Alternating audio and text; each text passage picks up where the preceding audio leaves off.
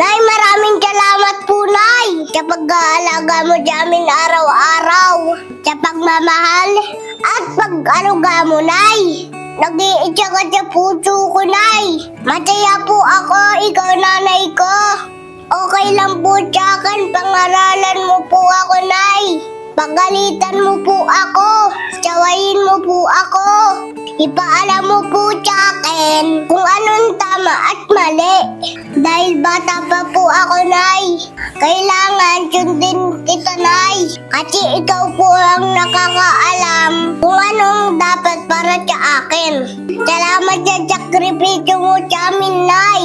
Susuklian ko po ng respeto at pagmamahal lahat ng pagod mo, Nay. Magiging mabuting bata po ako. Kagaya po ng lagi niyong sinasabi ni tatay.